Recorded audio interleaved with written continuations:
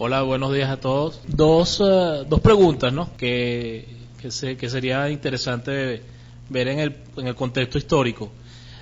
Usted hablaba de los salvadores, del Salvador que siempre nosotros necesitamos. También yo creo que muchos de esos salvadores, al llegar al poder, se convierten en gendarmes, ¿no? Históricamente también lo hemos visto. Hay toda una teoría política en Venezuela que es la del gendarme necesario. Quisiera que tal vez abundar un poquito en este aspecto. Y la otra pregunta es, el libro se llama El pasajero de Truman porque Escalante tenía unas relaciones muy privilegiadas con el presidente de Estados Unidos, Harry Truman. Quisiera que nos puntualizara un poquito de eso, que creo que es muy interesante, esas relaciones siempre de amor-odio entre Venezuela y los Estados Unidos. O de absoluto amor, según el caso, o de absoluto odio. Bueno, una de las cosas que nosotros hemos tenido es la figura del héroe. En nuestra mente colectiva está presente la gesta de la independencia. Si alguien viene del exterior a Venezuela y se pone a ver los nombres de las calles, los nombres de los monumentos y las estatuas que hay en la calle, va a decir, bueno, pero después de la independencia ustedes no hicieron, nadie hizo más nada. O sea, no, ¿por qué no hay, chico, de verdad, una estatua de Mariano Picón Sala? En Yaracuy había una biblioteca Mariano Picón Sala y el alcalde llegó y la cambió y le puso, creo que, no sé, le pusieron unos nombres de la independencia. Pues yo creo que una de las cosas que habría que hacer aquí en algún momento es sentarse y decir, mira, vamos a llegar a un acuerdo, no le vamos a poner nombre de la independencia a nada, de los héroes de la independencia, ya está bueno, ya sí, fueron extraordinariamente heroicos, nos costaron 1/3 de la población, es decir, ya ellos hicieron su trabajo. De manera que la figura del héroe está en nuestro inconsciente colectivo. Y eso viene desde la independencia. Nuestros héroes son los héroes de la independencia. Los demás héroes no cuentan. No ha habido, después de esa época, no generamos ni uno más. Entonces, no obstante ello, la visión heroica ha estado presente en muchas figuras de nuestra historia. Por ejemplo, Castro fue un presidente heroico. Y los presidentes heroicos, o el arquetipo héroe, es un tipo que no construye nada, que lo que hace es gastar real y gasta y gasta y gasta. Hay una tesis de historiadores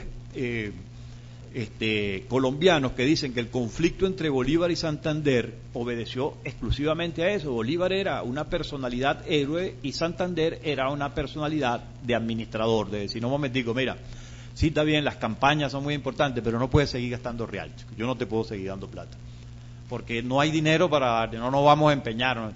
Es decir, existe ese conflicto y se da en todas las sociedades, la figura héroe y la figura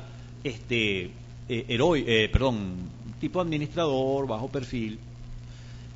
En Venezuela ese conflicto se da, o ese contraste se da entre Cipriano Castro y quien le sucede. Gómez no era un héroe. Gómez era un tipo que le gustaba hacer bajo perfil, tener el control de las cosas de manera discreta, eso sí, con mano de hierro. En AD, a Carlos Andrés Pérez es un héroe. Alfaro, Ucero, era otra figura gris. La gente no recuerda la figura de Alfaro. Dice, oye, ¿cómo era Alfaro? Pero casi todo el mundo sabe cómo era Carlos Andrés. Esa cuestión de la heroicidad también va acompañada de la vocación independentista y de la vocación heroica de todo el pueblo. Nosotros somos salvadores del universo. Cuando uno escucha al presidente Chávez hablando de que bueno, vamos a salvar a Bolivia y vamos, o sea, yo lo escuché la otra vez hablar, me perdonen mi sesgo, pero yo soy opositor al presidente Chávez. Yo lo escuché la otra vez hablar y él decía, es que esta revolución es muy importante, porque esta revolución es fundamental para América Latina. Para que exista una América Latina libre, etcétera, etcétera, esta revolución debe pervivir, sobrevivir y hacerse fuerte. Y el futuro de la humanidad reposa en América Latina. Entonces lo que hay es que pasar una rayita, ¿verdad? Dices, si nosotros somos fundamentales para América Latina y América Latina es fundamental para la humanidad, nosotros somos fundamentales para la humanidad. Vale decir, el futuro de la humanidad está puesto en estos 912.000 kilómetros cuadrados. Eso tú se lo dices a un sueco y no te lo va a creer. Pues dice, no, yo creo que hay otras cosas, más pendiente de China o de Japón o de Europa, de Estados Unidos. O sea, hay otros lugares donde la humanidad se la juega más que allá en Venezuela. Pero esa es nuestra visión. Y no si Chávez no ha sido exclusivo en eso.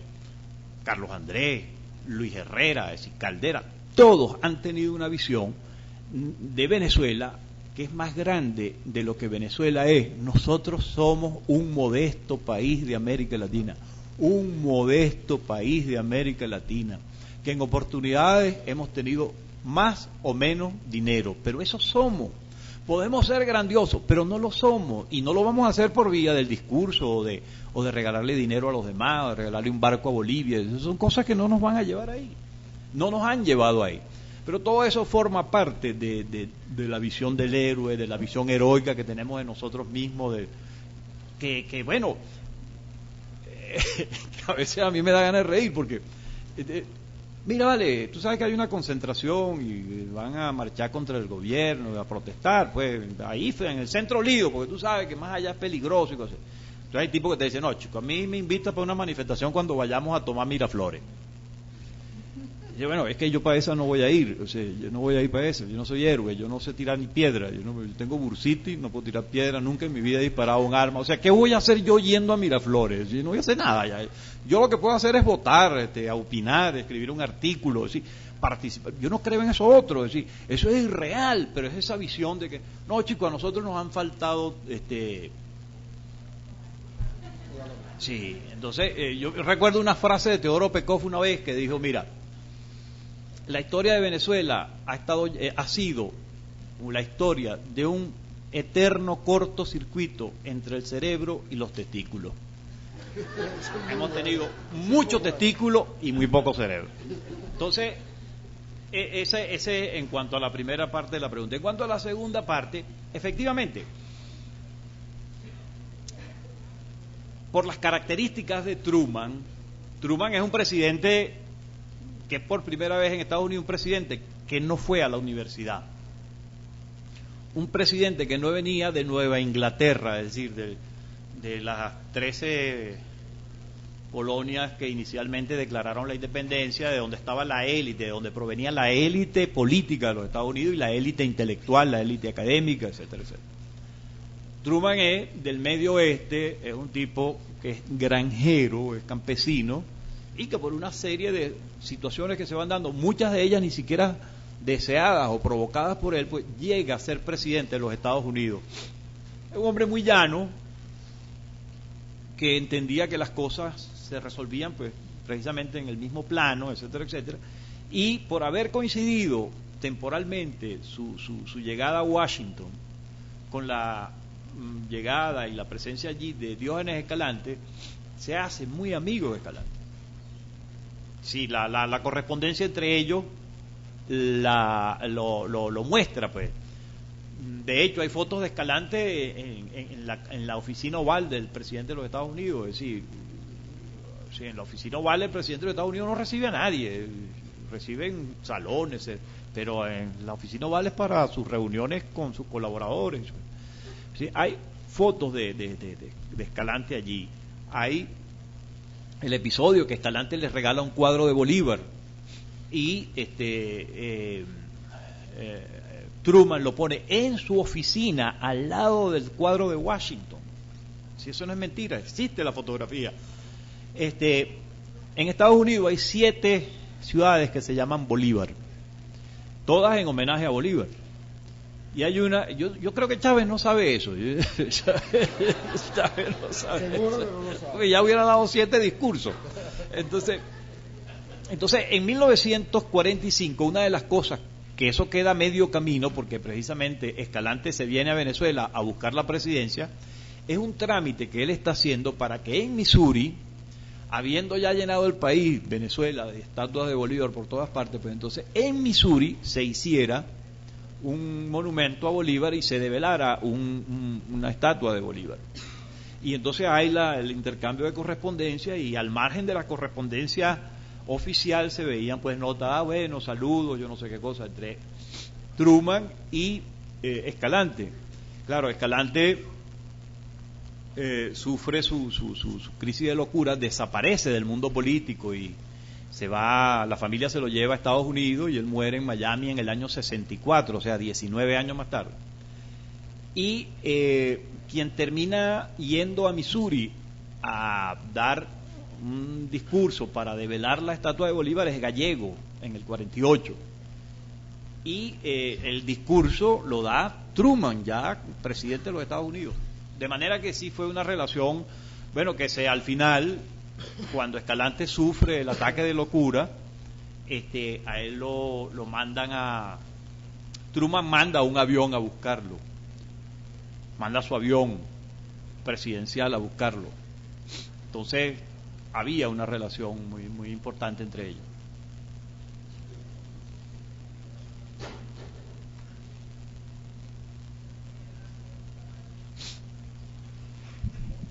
Bueno, muchas gracias por toda la conversación. Quería hacer un comentario y una pregunta, ¿no? Una solicitud. Me preocupa un poco, sobre todo que hay muchos estudiantes aquí, quizás decir esa visión de que todos hicimos mal, que todos los políticos, que todos piensan en los héroes. Y me gustaría que hablaras un poco también de Rómulo Betancourt, que yo sí creo que fue un líder que cambió el rumbo de Venezuela y que nos hizo pensar no en lo inmediato, sino en una visión de futuro a más largo plazo. Esa es mi posición y me gustaría escuchar la de Francisco en este momento. Y lo otro es que si nos pudieras contar, a los pocos que no han leído el libro, a los muy pocos que no han leído el libro, si pudieras contar cómo eso fue las entrevistas que tú hiciste con las dos personajes que tú pones a hablar en el libro, que creo que también puede ser una historia muy interesante. Vamos a conversar por la segunda. Esta novela está construida en torno a dos personajes ya ancianos que se encuentran para hablar del episodio de la locura de Diógenes Escalante en el Hotel Ávila de Caracas, que eran en aquella oportunidad dos jóvenes que trabajaban con él, Hugo Orozco, que era su secretario, y Ramón J. Velázquez, que era un periodista a quien Diógenes Escalante había contratado para que lo asistiera también, sobre todo que lo asistiera en algo que era muy necesario para él.